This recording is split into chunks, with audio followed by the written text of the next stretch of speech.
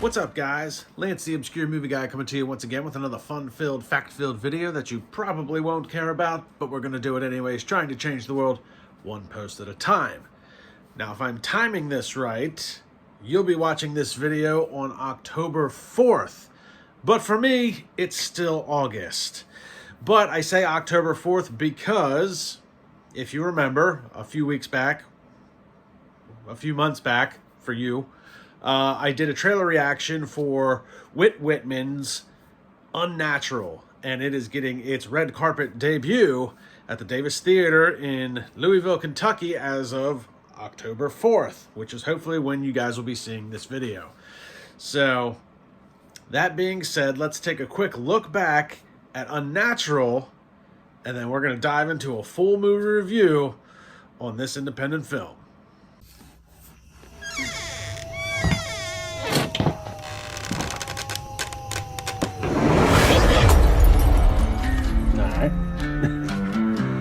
Little monsters. Dan Remington, the cowboy's soul, hard as steel, chosen by God, because that's the damn deal. The battle of the heavens, good versus the vile. He'd shoot first, ask later with a deadly smile. Shoot.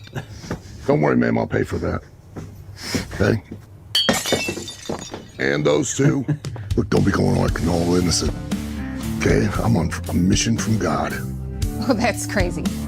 Look, lady, my parents were killed by werewolves last night. My grandfather talks to ghosts, and we're in a town full of vampires. Crazy's not even an accurate word here. We fight for the weak and stand for what's right. We don't take blood in our hearts and we sleep well at night. We've got each other's backs. We stand up for the few. If you need to know why, that's what Remingtons do. Don't want to die today? I'd suggest you get the hell out. Which way do you want me to throw this one? Okay, major point. Well, I gotta throw the thing that's lit.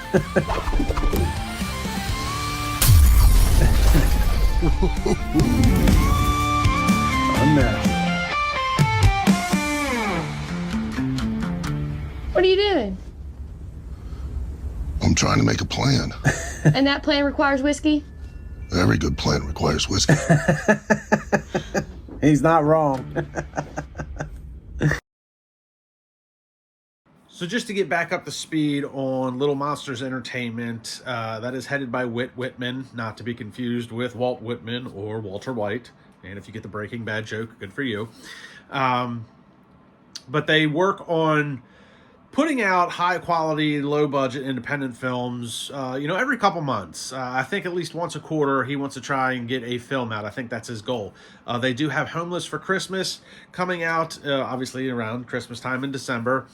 They are currently working on The Wrestling Movie, which will also feature Al Snow, who is a WWE superstar, former WWE superstar, I should say.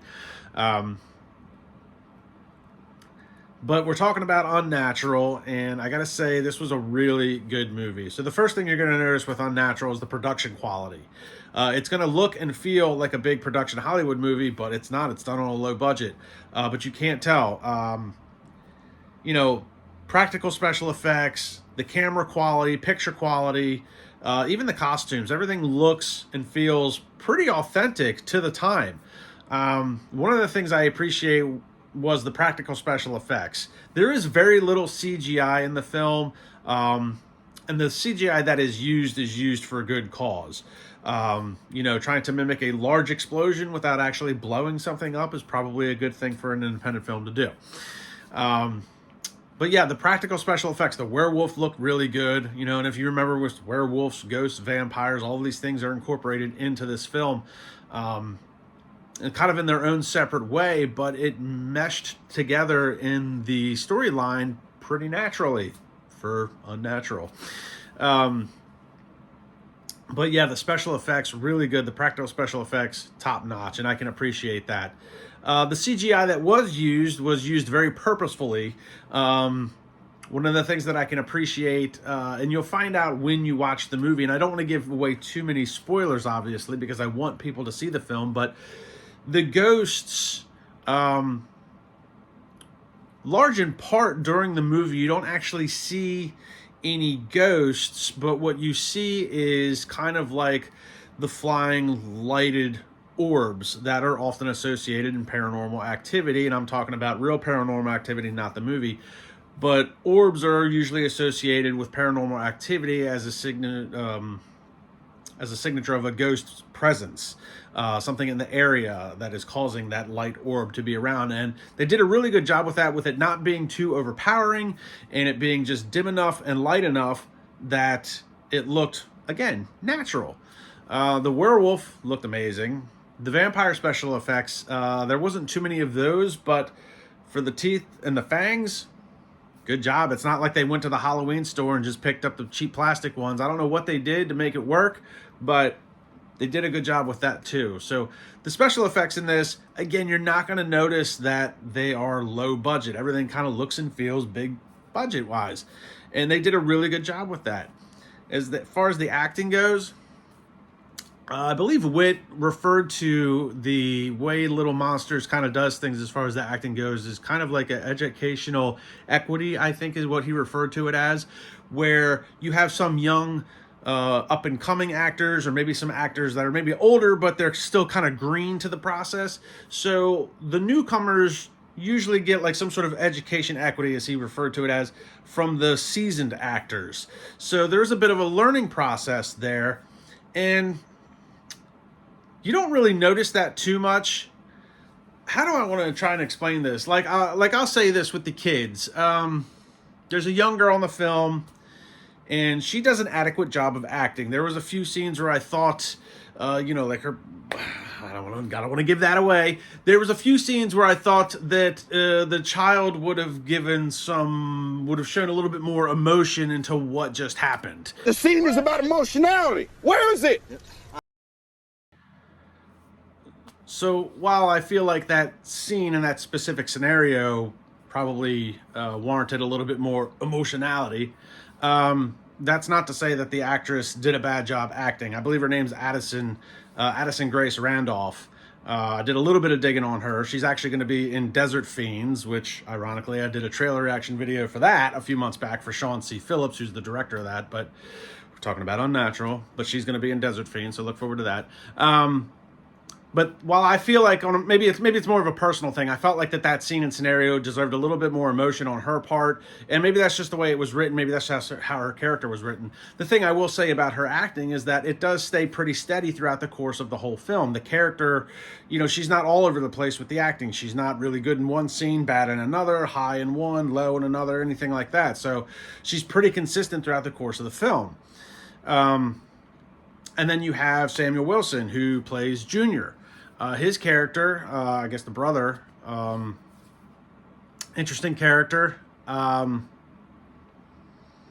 do I want to say this? For a lack of a better term, I guess his character is supposed to display some sort of, I'm just going to say it because my son's autistic. I guess he's trying to display some sort of autism spectrum type character where he's a little shy, he's a little quiet, he's kind of antisocial, but sharp as a tack when it comes to fixing things. Fixes a watch, fixes a gun, creates stuff.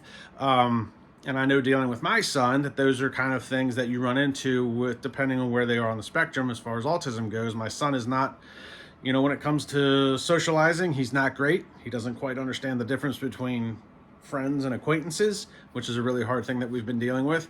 But he can tell you everything you want to know about Godzilla. Kid knows every Godzilla movie. He could tell you, he can look at a picture of Godzilla, he can tell you what year it's from, he can tell you what movie it's from. So, and that's kind of the feeling that I got from Junior throughout the course of this film.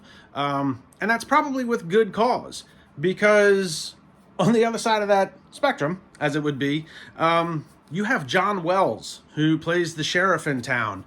And I recently talked about John Wells in Arena Wars, because I did a movie review for the Mahal Empire on Arena Wars not that long ago. So it's kind of cool I'm running into some of these same actors in some of these different circles.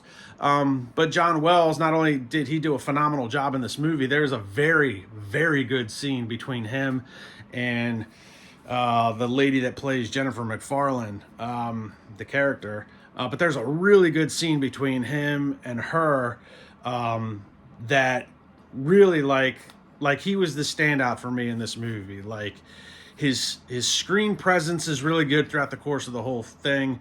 That particular scene was just fantastic. Portrayed great. The acting was spot on.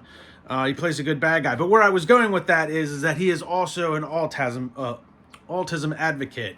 That's kind of a big thing with him. I don't know if he's got family members that are that way. I didn't do a whole lot of digging into that, but I do know from the little bit of stuff that I read on him, he is an autism advocate, and that may be why that Junior's character is kind of that way, just kind of, you know, as a little bit of a nod to John Wells and what he does on his personal time. But man, he's a really good actor. He did a really good job in Arena Wars as Luke Bender. Did a phenomenal job in this movie as the sheriff. I really feel like Hollywood's missing out on this guy. He does a great job. Darren Lee Cupp, I like his look, man. He looks legit. He's the deputy in town, and he's just got a great look. He wears the hat well, the hair, the clothes. He had a great screen presence as far as his character look, and did a really good job being the deputy, and I would love to see him in some more stuff like that. Like, he looks Western. Like, he just looks Western. That's what he should be doing.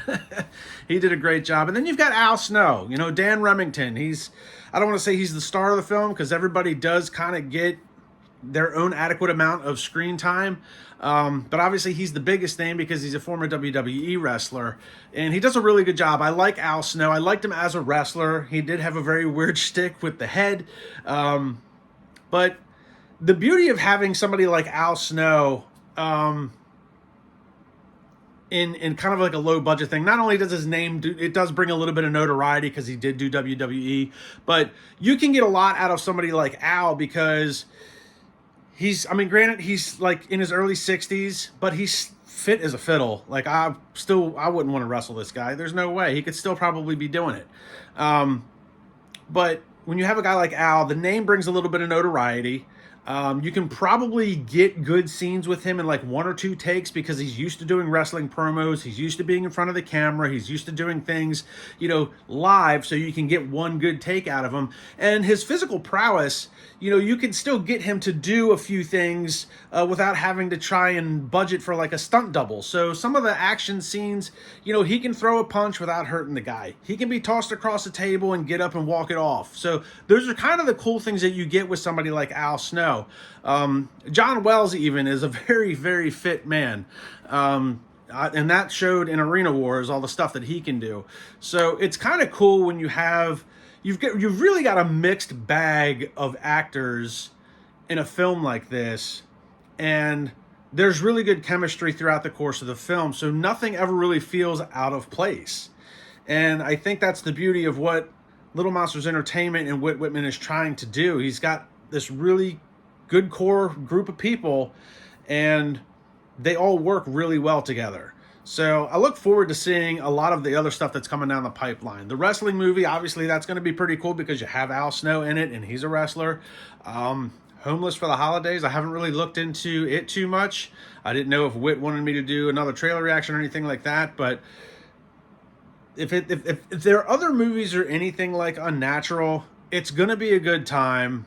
You guys should definitely check this out when it comes available video on demand. I don't know when that'll be. Like I said, the premiere is October 4th, you know, in Louisville, Kentucky. So, but overall, Unnatural is a really fun film. I like the storyline. I like the way this movie looked. I like the way it felt. Even for low budget indie film, it doesn't look or feel that way. They did an amazing job, and I look forward to seeing what these guys can do down the future. And I really wish everybody the best of luck. It's kind of nice running into some of these, like I said, some of these same actors in different circles. So it's like I've seen John Wells in, you know, Arena Wars. I did a trailer reaction for Sean C. Phillips, which Addison is going to be in.